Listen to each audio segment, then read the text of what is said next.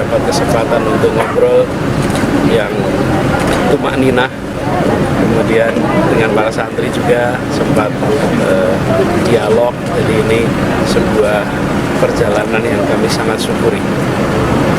Ini kan banyak bersafari di daerah timur. Apakah ada tanda-tanda cawapres dari daerah timur, Pak? Bisa jadi, kita lihat nanti sambil jalan. Nah, kunci sebenarnya itu di Jawa Timur. Karena memang Jawa Timur ini bisa menentukan baik di dua level ya, baik di level perebutan koalisi, tiket ya, karena besarnya pengaruh pemilih Nahdlatul Ulama di situ, maupun ke level grassroots. Seperti kita ketahui, Nahdlatul Ulama bagaimanapun punya sarana politik ya. Kalau dalam partai politik kita melihat ada PKB di situ, kemudian ada P3, belum lagi tokoh-tokohnya yang hilir mudik kita ketahui ya.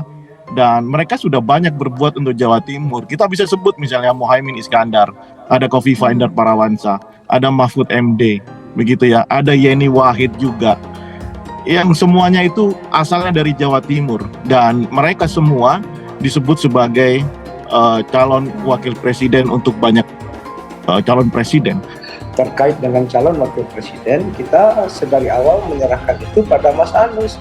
Analogi yang sering disampaikan oleh Pak Surya ketika diwawancara adalah ketika kita ingin burung itu terbang, jangan kemudian ikat sayap atau kakinya dengan tepat, biarkan kemudian dia bebas memilih siapa yang akan menjadi pendampingnya, dan itu kemudian harus terbangun chemistry, tidak ada kawin paksa. Dalam konteks itu, bahwasannya ada komunikasi kiri dan kanan itu dilakukan oleh semua pihak. Bahkan di tim 8 pun kami waktu itu diminta oleh Mas Anies memberikan masukan.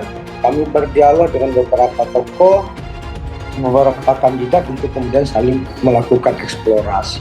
Begitu, berarti. Data DPT KPU terbaru yang baru dirilis beberapa bulan lalu, untuk 2024 mendatang ada sekitar 31 juta penduduk di Jawa Timur yang memiliki hak pilih.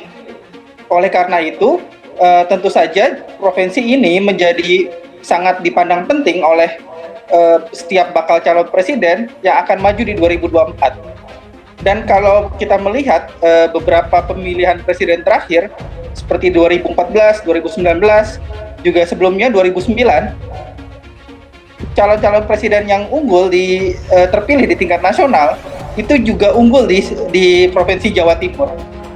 Anies Baswedan buka peluang pilih cawapres dari Jawa Timur, Khofifah hingga Yeni Wahid.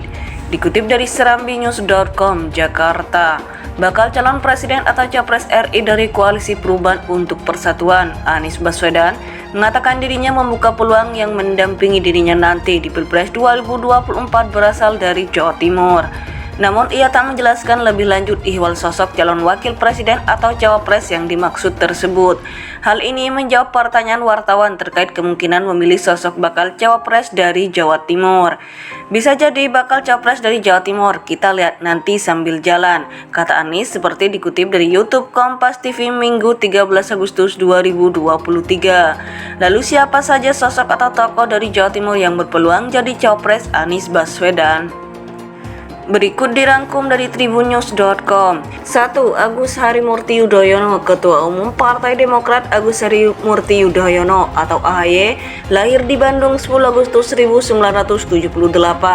Meskipun kelahiran Bandung, tapi basis pemilihnya dari Pacitan, Jawa Timur.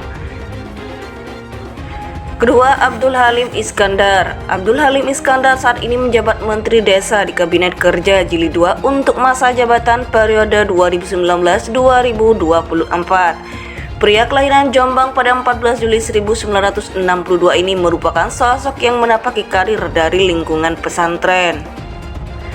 Ketiga, Menteri Agama Yakut Khalil Qaumas. Yakut Khalil Qaumas disebut-sebut tokoh NU dan berdarah biru. Gus Yakut merupakan putra dari Kiai ternama, Kiai Haji Muhammad Khalil Bisri yang juga salah satu pendiri Partai Kebangkitan Bangsa. Keempat, Khofifah Indar Parawansa. Hovifah saat ini adalah Gubernur Jawa Timur dan juga menjabat salah satu ketua PBNU. Dia dianggap tokoh perempuan NU yang memiliki basis pendukung yang solid di Jawa Timur.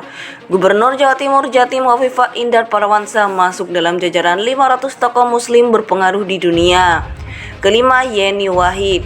Nama Yeni Wahid tidak asing di telinga masyarakat Indonesia, khususnya yang tergabung dalam Ormas Islam Nahdlatul Ulama (NU).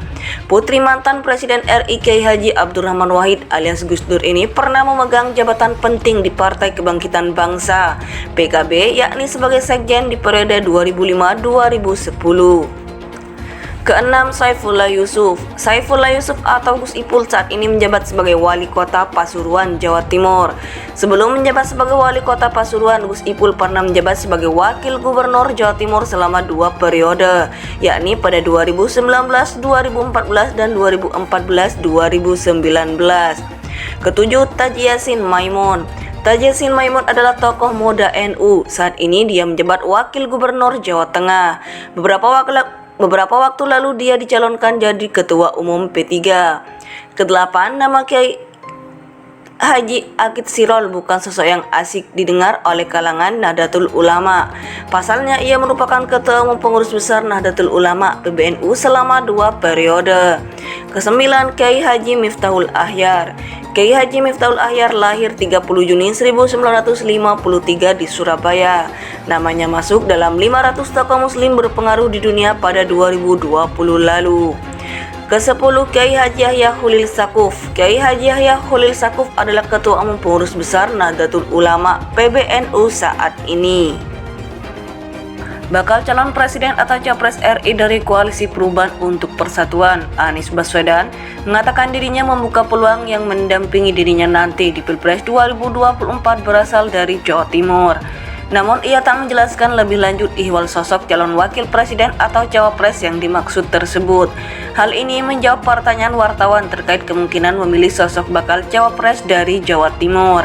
Bisa jadi bakal capres dari Jawa Timur, kita lihat nanti sambil jalan, kata Anies seperti dikutip dari YouTube Kompas TV Minggu 13 Agustus 2023. Lalu siapa saja sosok atau tokoh dari Jawa Timur yang berpeluang jadi capres Anies Baswedan?